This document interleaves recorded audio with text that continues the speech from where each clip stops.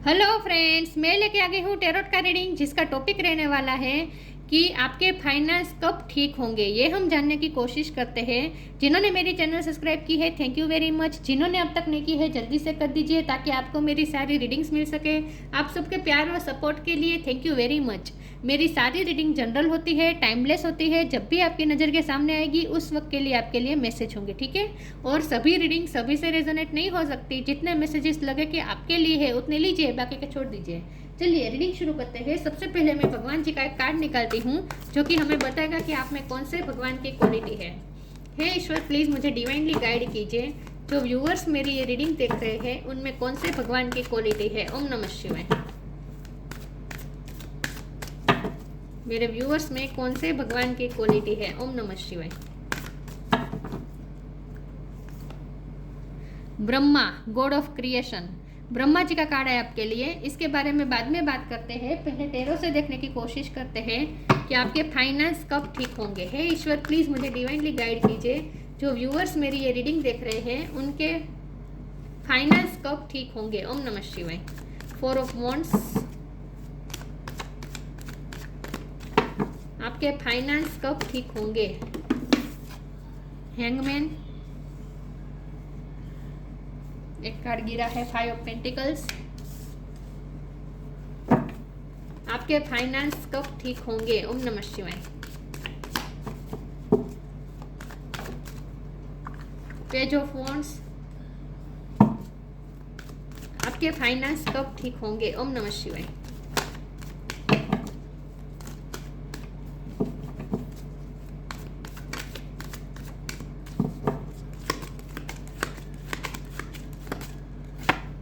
S of cups, आपके finance कब ठीक होंगे। ओम नमः शिवाय। 9 of wands,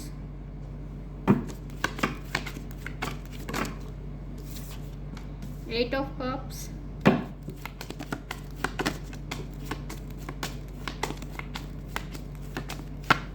seven of swords. Bottom of the deck में आया है 2 of pentacles, emperor. Star sign देख लेते हैं। Aries, Leo, Sagittarius, Taurus, Virgo, Capricorn, Cancer, Scorpio, Pisces, Gemini, Libra, Aquarius, सारे साइन यहाँ पे मौजूद है, ठीक है। लेकिन आपको एनर्जी पे फोकस करना है, स्टार साइन पे नहीं। चलिए रीडिंग शुरू करते हैं और देखते हैं कि आपके फाइनेंस कब ठीक होंगे। देखिए व्यूअर्स, सबसे पहले तो मुझे ये लगता है कि आपके साथ कुछ ना कुछ पॉलिटिक्स हुई है, किसी भी तरह से आपकी जॉब गई है। क्योंकि आप जहाँ भी आप फाइनेंशियली आप अफेक्ट हुए हैं ना, वहाँ आपको सिर्फ फाइनेंशियली आपको हर्ट नहीं हुआ है, इमोशनली भी आप बहुत हर्ट हुए हैं। क्योंकि ये बॉटम ऑफ द डेक में 2 ऑफ पेंटिकल है ना, ये बैलेंस बता रहा है। आप इमोशनली बैलेंस नहीं है इस वक्त आपके इमोशन ओवरफ्लो हो रहे हैं। तो इसका मतलब मुझे ये लगता है कि आपने इमोशनली आप बहुत ही अफेक्ट हुए हैं।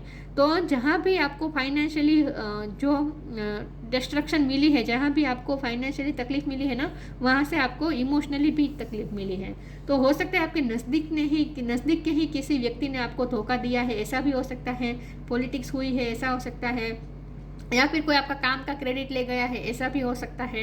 लेकिन कुछ ना कुछ ऐसा हुआ है जहां आपको ऐसा लगता है कि जैसे आप चीटड है, मतलब कि आपके साथ चीटिंग हुई है, ऐसा आपको फील हो रहा है। और आपने क्यों भरोसा किया, आपने जिस पे भरोसा किया उसी ने आपको तकलीफ दी, ऐसा इस वक्त आप सोच रहे हैं। तो इमोशनली आप बहुत हर्ट है।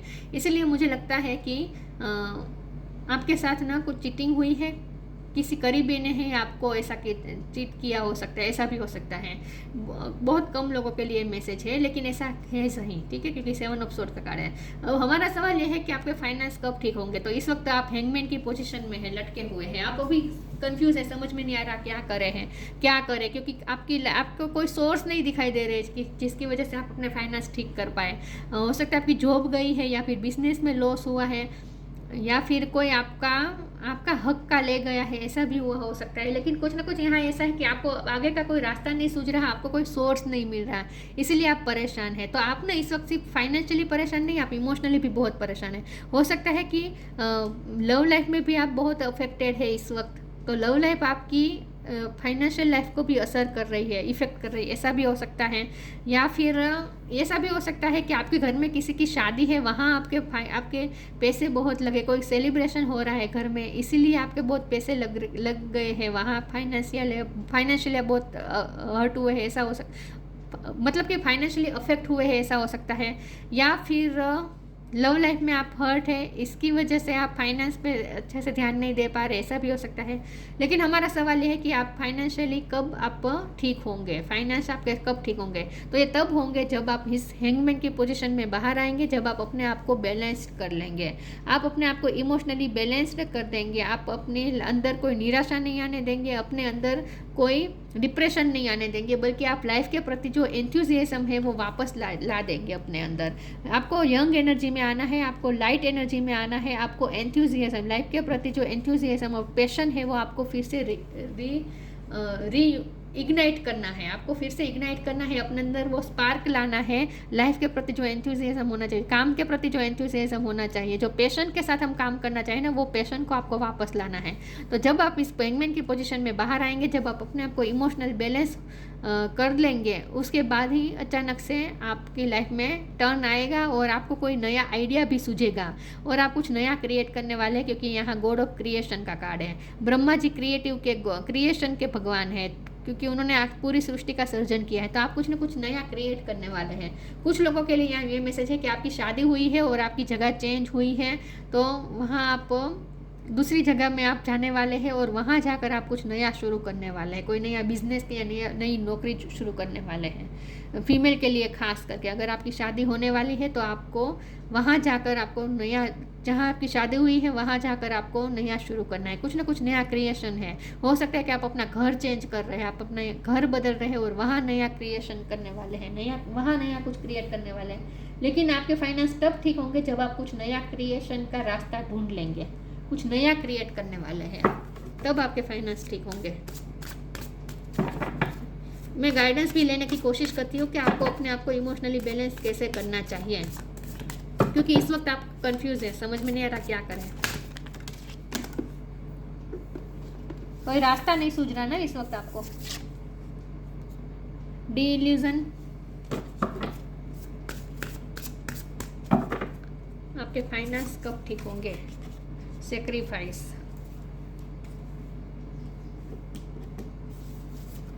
D-illusion, intention without surrender can be a fast part to D-illusion.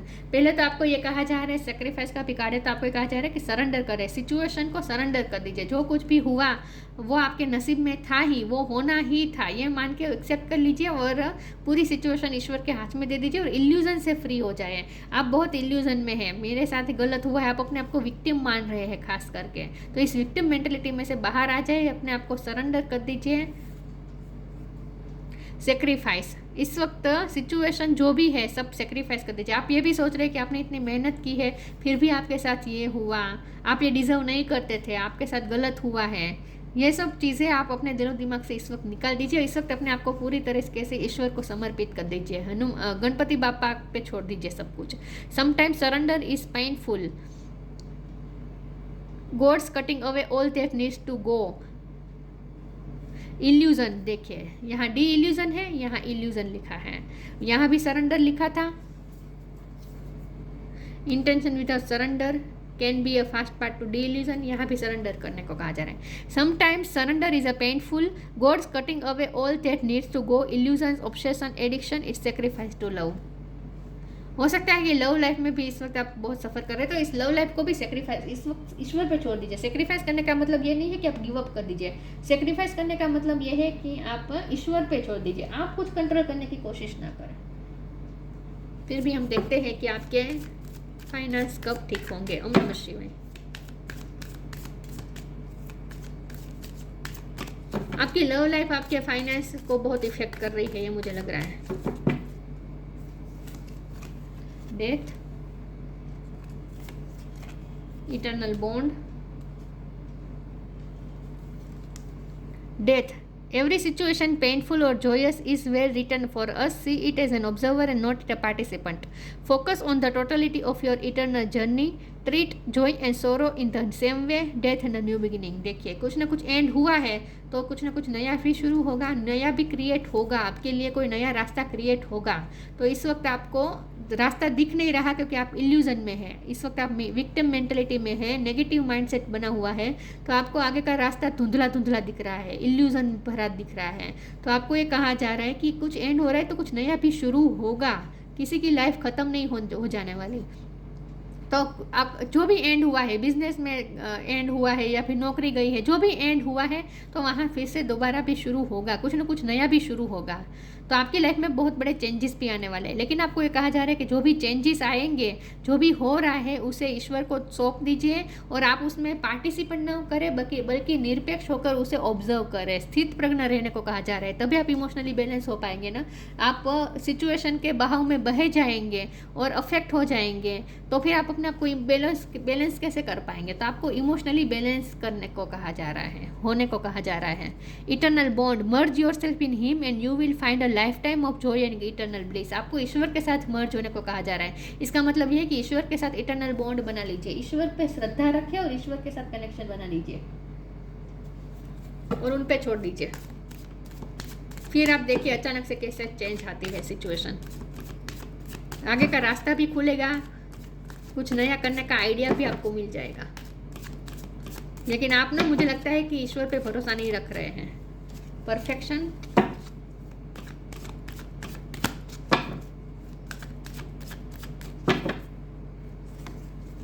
कंप्लीसेंसी, release,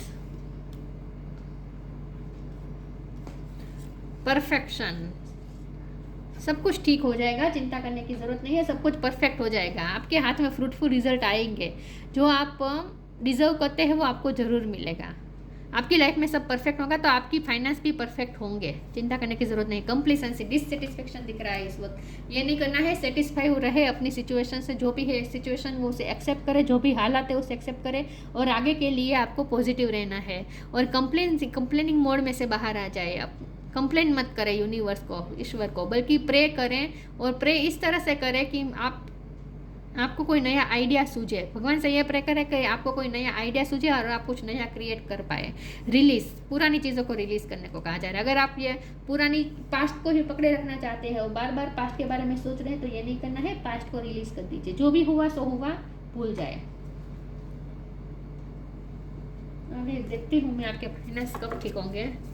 मुझे ना लगता है थोड़ी देर लगने वाली है, लेकिन होगा सही, क्योंकि ये जो ट्रांसफॉर्मेशन, डेथ मतलब ट्रांसफॉर्मेशन, जो है ट्रांसफॉर्मेशन का वक्त है ना, वो लंबा चलता है हमेशा।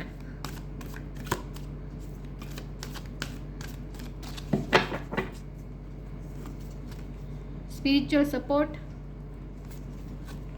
Love and accept yourself. Love, self love की कमी है, आप खुद को प्यार नहीं दे पा रहे हैं, सेल्फ लव की कमी है, खुद को एक्सेप्ट नहीं कर पा रहे हैं। स्पिरिचुअल सपोर्ट आपके साथ है, आप अकेले नहीं हैं। देखिए पीछे जो आप, ये आप हैं और आपके पीछे ये जो सपोर्ट है ना, ये स्पिरिचुअल सपोर्ट है। तो आपके एंसेस्टर्स, आपके डिवाइन गाइड, सब आपके स्पिरिचुअल आपको सपोर्ट दे रहे हैं। Dear angel, I allow you to support me as I grow to become more spiritually aware. Spiritually आपको और ज़्यादा अवेयर किया जा रहा है। तो इस वक्त आपकी स्पिरिचुअल अवेकनिंग भी चल रही है, क्योंकि हैंगमैन का कार्ड है ना, तो स्पिरिचुअली भी आप इवॉल्व हो जाएंगे इस परिस्थिति से।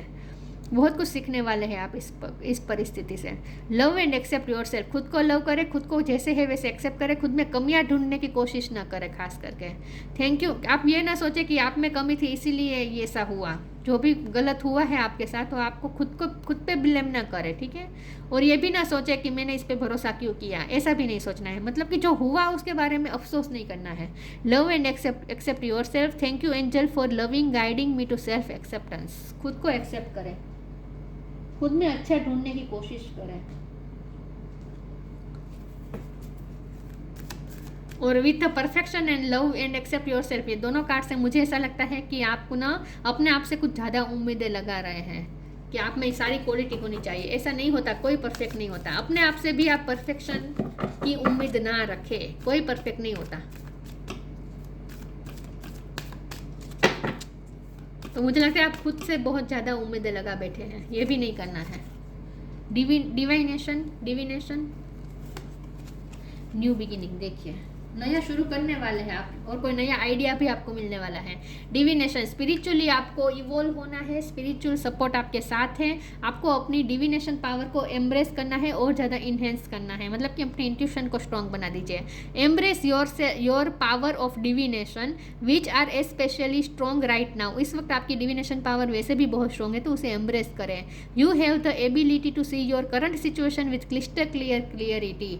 आप में एबिलिटी है कि आप सिचुएशन को क्लिस्टर क्लियर देख पाए। तो इल्यूजन से फ्री होने को कहा जा रहा है। इल्यूजन की वजह से आप इस वक्त ना धुंधला धुंधला देख रहे हैं, सब कुछ आपको समझ में नहीं आ रहा क्या हो रहा है।